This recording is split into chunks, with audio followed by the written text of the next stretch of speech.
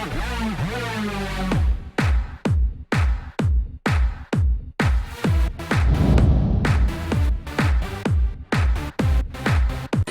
out to everybody out there on White Street. You already know what it is. Salute everybody.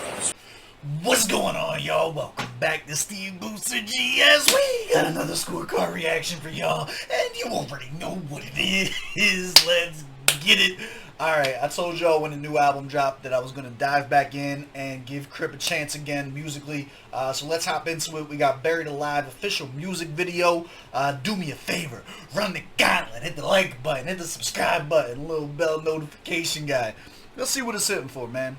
I'm excited. I spoke to Gatsby about the album after we did our interview. Check that out if you guys missed that. Super dope technical interview.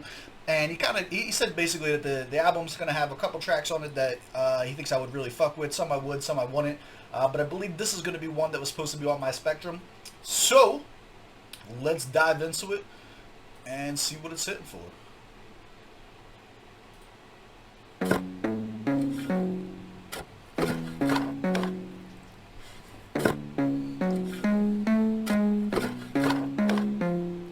Somebody save me from myself. I'm following. Let's go! We got bad singing right off the bat. Oh man, I'm in. Alright, so those of you who don't know, bad singing is something on this channel that we praise heavily, and it's basically, if you're not Adele level of a singer, we consider everything below that to be bad singing. The reason I'm a fan of this type of music is because I like shit that I can sing along with, and that I'm not gonna look dumb doing it. That I can karaoke, you know what I'm saying? That's like human tones, not somebody that's trained their entire life to be a vocalist. I like the way his voice sounds with this. We'll get to that later. But this is... I was not expecting that intro, let's put it that way.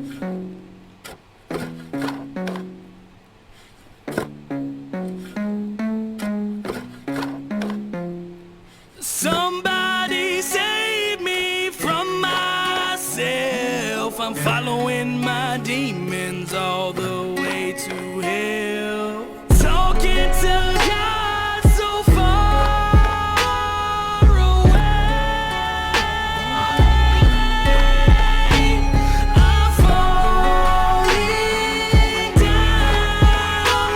I'm buried alive. I think I may have found the fucking lane that I'm gonna fuck with Crypt in. Do you know what it's like to live your life in the eyes of the public while they wait to watch you fail?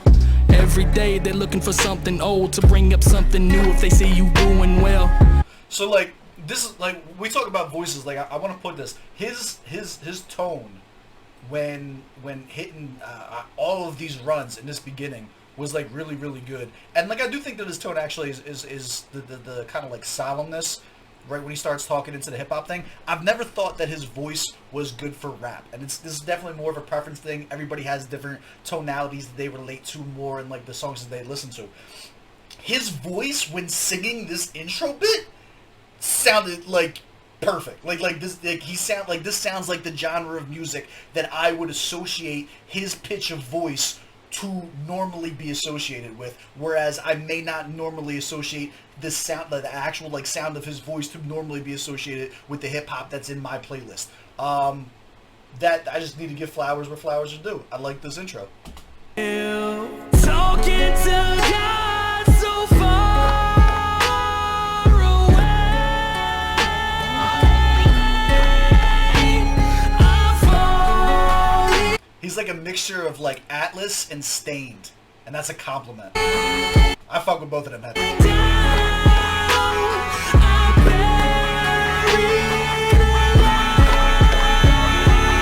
Do you know what it's like to live your life in the eyes of the public while they wait to watch you fail? Every day they're looking for something old to bring up something new if they see you doing well. And God forbid you did some things in the past, man, you might as well just hang it up to dry. Cause in this day and age, change don't mean a thing, they'll cancel anything in sight. These people are casting stones for things they done themselves, they just don't have a million people. Okay, alright. Rhyme scheme super simple. Nothing really intricate as far as the rap side of things go. The message is definitely there. It's definitely topical. It's definitely timely. And he's making a really good point there too. Like, people are canceling others for the shit they do themselves. You know how many people like sit on their fucking high horse are the same ones telling the same wildly inappropriate jokes in their own little personal circles and shit like that. Like, I respect it. I see where he's going with this. Past, man, you might as well just hang it up to dry. Cause in this day and age, change don't mean a thing. They'll cancel anything in sight.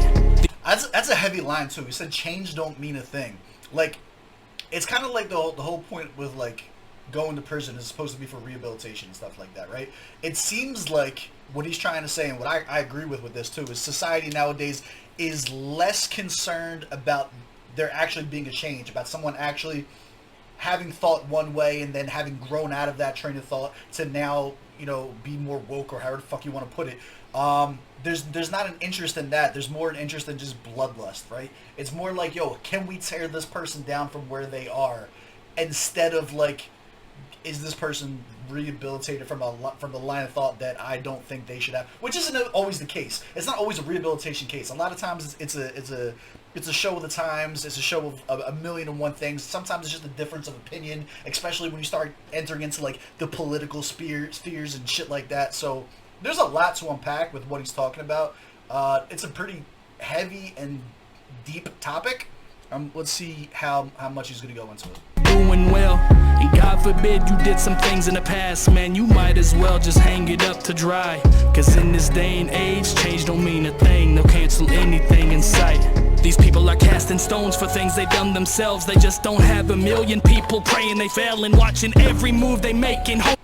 It's a light flex. I see you. Okay. Yo, you got 1 million subs. Go ahead. Get your shit off, my guy. On their mistakes and show the world that you're not who they think. The pressure keeps mounting higher. I no longer desire to live this life I chose, cause I'm no longer inspired. But these people require me to keep bringing a cipher, so I'll speak till I'm tired, holding my feet to the fire, screaming, somebody save me from myself. I'm following my... Alright, transition from the verse into the hook. Very, very clean. I liked it a lot. The hook is definitely going to be my favorite part, my favorite takeaway from this. Didn't know Crypt had vocals like that. Sounds super, super dope. Here's the if I'm going to have a critique with this too, right? He's very, very teetering on that, like, woe is me M vibe, where like wow, all my success, you know what I'm saying? It's not, you're not going to get a lot of public sympathy because most of the people in the public want to be where you are. It's kind of like more money, more problems, and then everybody doesn't have money. It's like, no, fuck you. I'd rather have those problems than my problems type thing. Where you risk, it's probably a very, very real feeling that he's having, but it's one of those things that it's not going to be relatable to the general public. So you risk coming off didactic. You risk coming off pedantic with certain things like that. And, I mean, hopefully the whole song isn't like that, but that's the kind of vibe. M started getting backlash on that too, right when it was like kind of like, they said I can't rap about being broke no more. You know what I mean? Like that type of mentality kind of like kicks in there. All the way to hell, I'm falling down, I buried. Also, super dedication to this buried scene here with the fucking dirt in your mouth and shit like that. Like, kudos for that. It's like a read your mind, dude. Finding why would you even try to keep and hide secrets deep inside? You're speaking lies and redefined who I knew. What can I do? Stuck in my room, demons swirl around like typhoons. Life is like a tightrope that I'm walking in. I wanna take that rope and tie a noose, preparing to die. His rhyme schemes are not impressive. I don't actually like the way that he's formatting these lines. I do think the delivery change here from the first verse kind of fits the tone of the song more, so I like where he was going with that. But like the kind of like single syllable rhyme schemes that he's going for here, just like don't do it for me from a hip hop stance. It's like a read your mind, dude. Finding why would you even try to keep and hide secrets deep inside? You're speaking lies and redefined who I knew. What can I do? Stuck in my room, demons swirl around. I love his tone. tone. He's kept a very, very good tone throughout this whole song. Like you can tell, like there's nothing monotone about him. There's nothing that's like out of place with what the actual song is trying to get across. He delivers emotion well with his voice. Life is like a tightrope that I'm walking in. I wanna take that rope and tie a noose. Preparing to die, scary inside. Bottomless lows, heroin highs. Staring in the eyes of death, I'm paralyzed. I guess it's time for them to bury me alive. Maybe Let's go! That melody was fire. Like, I think I'm discovering my bias with him. His melodic side, his actual music side, I think I fuck with it really heavy. That was a super, super smooth transition into the melodicness. Like, all the stuff that I was just critiquing about not really liking the way that it was coming off with, like, the first part of this verse, the second that he transitioned into it, you can't help but fucking move along with it. He hits the melody there really, really well. inside, you're speaking lies and redefined who I knew. What can I do? Stuck in my room, demons swirl around like typhoons. Life is like a tightrope that I'm walking in. I wanna take that rope and tie a noose. Preparing to die, scary inside. Bottomless lows, heroin highs. Staring in the eyes of death.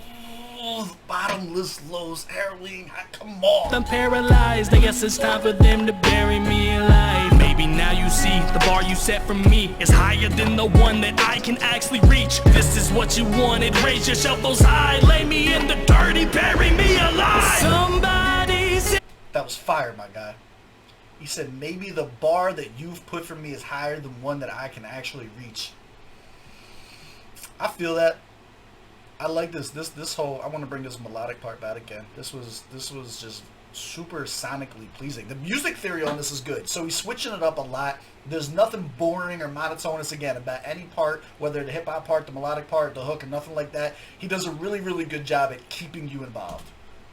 inside, just I hate this noose line. This noose line, it was clunky, didn't fit very well.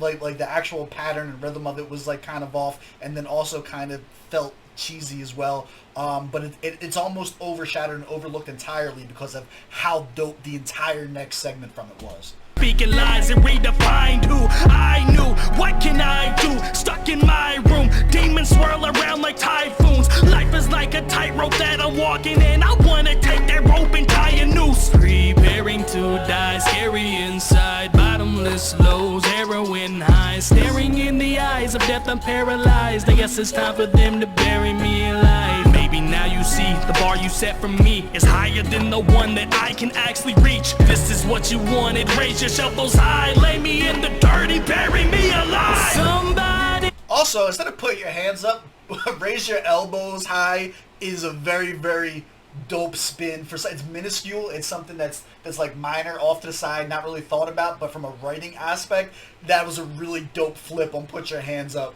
I don't know, I like that a lot.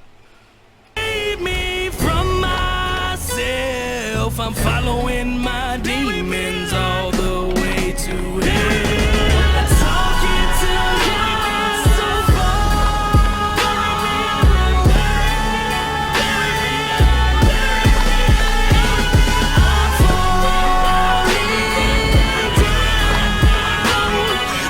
The harmony here, I can't tell if it's jarring or on point.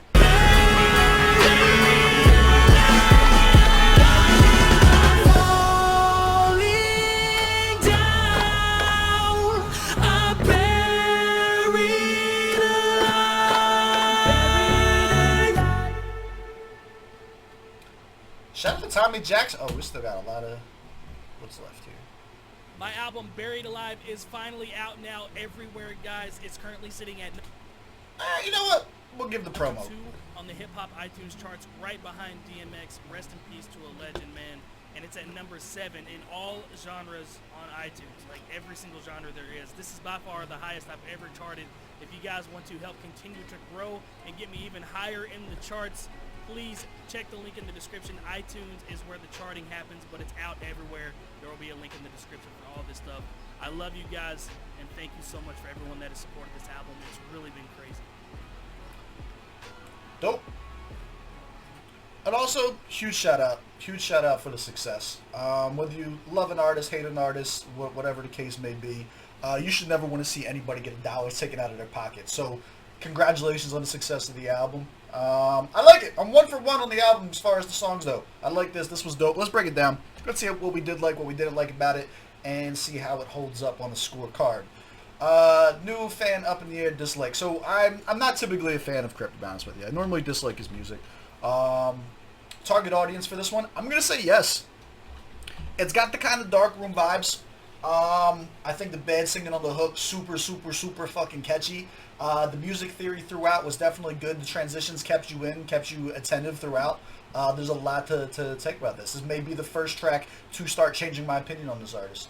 Proper setting for this, again, it's almost gotta be dark room music, right? Maybe if you wanted to really throw a curveball out there, you can make like a karaoke kind of like soft pitch into it, just because of how catchy and rhythmic the hook is, and does make you kind of want to belt it out along with them. But for me, I'm gonna have to go dark room music. Bars or lyrics, I do think bars and lyrics are probably his weakest aspect. For the purpose of this, though, it was 100% on theme throughout. None of them felt out of place. It didn't feel like he had filler that was in there. I do think some of the word choice was a little bit light here and there, and the actual multi-syllable line lips weren't there. Overall, I'd give it a 19 out of 25. 19 out of 25 is what I'm feeling lyrically. Delivery, on the other hand, I think his delivery was dope. I'm going to give him 23 out of 25 on the delivery. That's like between the hook, the melodic part, the fact that even the parts where he did spit between the first and second verse, he didn't go to like a same generic flow. Thank God we didn't get any of the chopper stuff. That's usually the reason that I dislike his music, is because I don't generally like the chopper flow that feels fillerish. I didn't get any of that from here. All of it did seem to have a meaning. It did seem like he stuck with the theme. Yeah, it was dope. Beat selection was cool for it. I think 15 out of 15. As far as the giving that solemn kind of feel, I think the beat matched up thematically very well. Sound quality or mixing, literally the only I'm not going to take any points away. I'm going to give it 15 out of 15.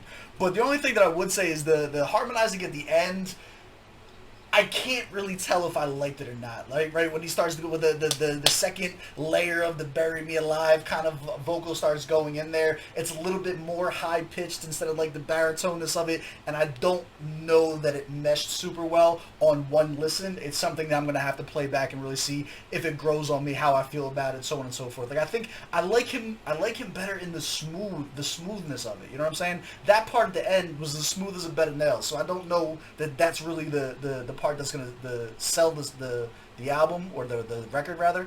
But 15 out of 15 overall. The sound quality mixer was dope. To be able to belt out like that on the hook and then quietly still kind of talk, like he doesn't have the rah, rah kind of vibe. So like the fact that everything still felt super even keel, everything was dope. I liked it. Effectiveness. Does this make you want to listen to more of this artist? I'm going to give it an 8 out of 10. Normally, like I said, especially this, and this is why we have the scorecard, to show bias. Like, normally, this is not an artist whose music that I frequent. So the fact that, yeah, I did take away a lot of things that I liked from it, I think an 8 out of 10 is fair as far as effectiveness. Definitely didn't make me say, you know what, fuck this album, not listen to anything else. Yeah, I liked it. And I seen a new side of him artistically from the actual singing and shit like that I really, really appreciated, that I really liked. More so than any of the stuff that I've seen before from him. Enjoyability.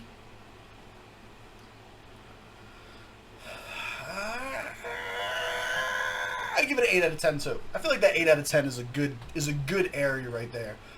Super enjoyable under specific circumstances. I don't think this is a song that I would listen to on a normal basis. This is going to fit into that kind of like mental health, dark room music vibe when you just need to like belt some shit out, get it off your chest, you know what I'm saying? This isn't like, yo, my friends come over and I put this on and it's for every, you know what I mean? Like, this is gonna have specific circumstances where listening to this makes sense. And the setting makes sense, you know what I mean? And your mood and the tonality of the mood makes sense. Overall, 88 out of 100. I think that's a dope score. Do you agree? Do you disagree? Let me know down in the comments below. I know you fucking will. And as always, I love y'all. I appreciate y'all. I will catch y'all on the next one. If you want me to continue with this album, Give me some comments down below of what you think will score well, as good or better on this channel based on our preference here, and we'll dig more into it if there's an interest for it. I will catch you guys later.